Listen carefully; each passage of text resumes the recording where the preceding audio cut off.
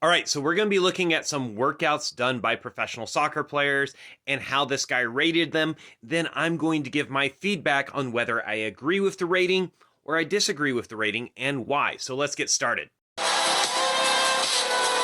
So first off, we have Cristiano Ronaldo doing some freestyle juggling, and I love it. Freestyle juggling is great.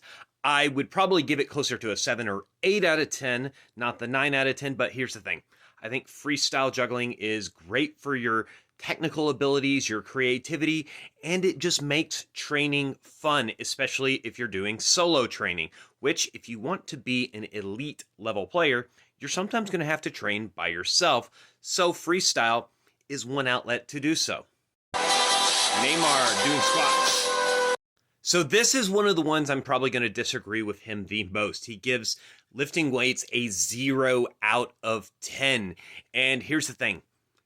Every soccer player should at least be doing some weight training. So I'm going to give it a 7 out of 10, just like I did for freestyling.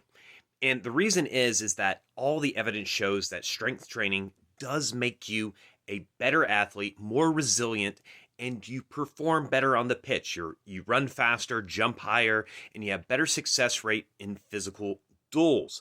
Now, the only reason I wouldn't rate it higher than 7 is this is not sport specific. This is more your base general athletic needs, and it's not sport specific. So it gets a 7 out of 10 for me.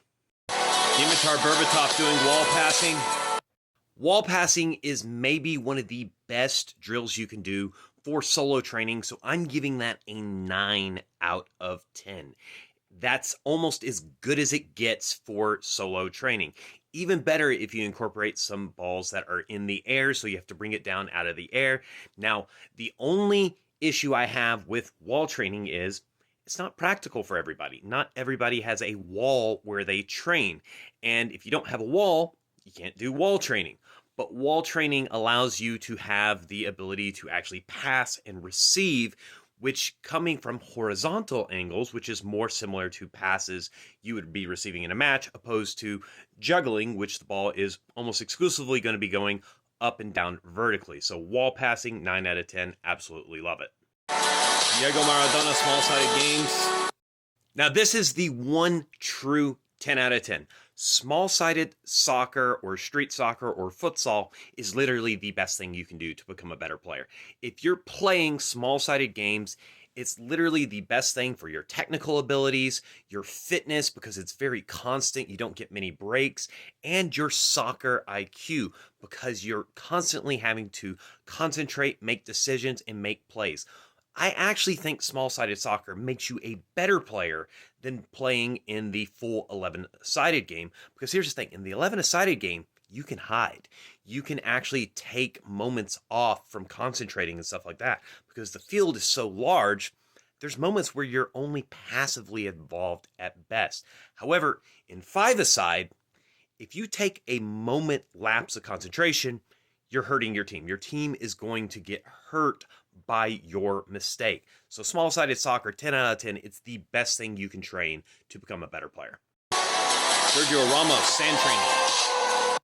All right, so sand training. I pretty much agree with his score. I might give it like a 1, 2, or a 3 out of 10 because there is a time and a place for that. And that time and the place is for beach soccer or foot volley that's played on the sand. So you actually have to practice training on the sand. However, for soccer players that play on grass pitches, sand training, if anything, is counterproductive because it increases ground contact times, which will make you slower. As a soccer player, we want to be fast and powerful, so we want to reduce our ground contact times. So sand training literally does the opposite of what we need. Now, why do players like Sergio Ramos do it? Well, it makes you really, really tired because when your foot is slipping constantly in the sand, you get fatigued quicker. So they think it's giving them extra conditioning. But here's the thing. They could just do more sprints at higher velocities for that extra conditioning on a proper surface like grass, turf, or even a hard surface, and it would give them much more benefit for actual soccer athletic performance. So yeah, 2 out of 10. Cristiano Ronaldo cross training with some Cross training, absolutely love it. I'm going to give it a 6 out of 10 though, not a 10 out of 10, because here's the thing. Getting better at paddle or tennis or basketball or whatever, that's wonderful, but it's not going to directly make you a better soccer player. So I can't really give it a good score. But here's the thing. What we do know is that cross training is excellent for athletes. And we also know it's correlated that multi-sport athletes are more likely to make it to the professional levels and be elite level athletes in their sport than single sport athletes. And there's a variety of reasons for this. There's also evidence that cross training decreases injury rates because you're using your muscles, joints, and tendons in different movement patterns when you play a different sport. So if you only play soccer, you might be overtraining certain parts of your body to where if you mix it up a little bit, say you do something very different like playing tennis or basketball or martial arts or going swimming, you're giving some of those muscles a little bit of break, but you're still getting a stimulus. So 6 out of 10, I love cross training, but since it's not specifically soccer, I can't give it a higher score. Lionel Messi, cone drills. Now this is one I'm gonna have to completely disagree again.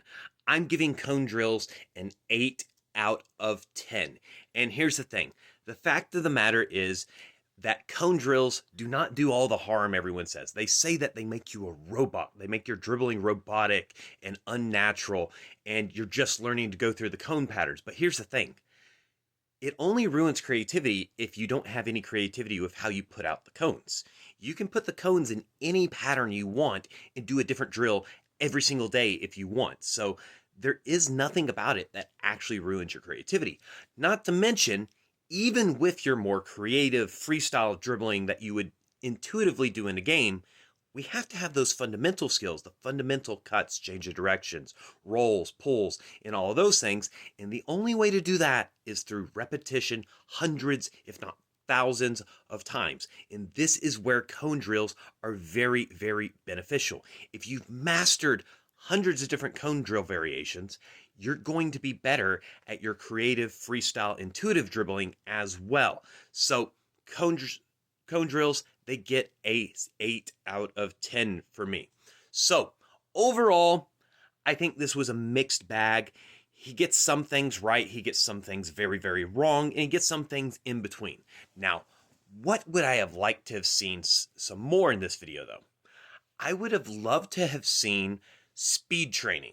Soccer players, the number one thing soccer players should be training outside of soccer specific training is speed training. Speed is the most desirable athletic trait for soccer players, and if you can make yourself faster, you are going to be a better soccer player. Secondly, I would say plyometrics. And plyometrics are kind of in a similar category to speed training because plyometrics will train that explosive elasticity that gets you fast and able to accelerate and run at high speeds, but it also makes you good at jumping and changing directions and other things like that.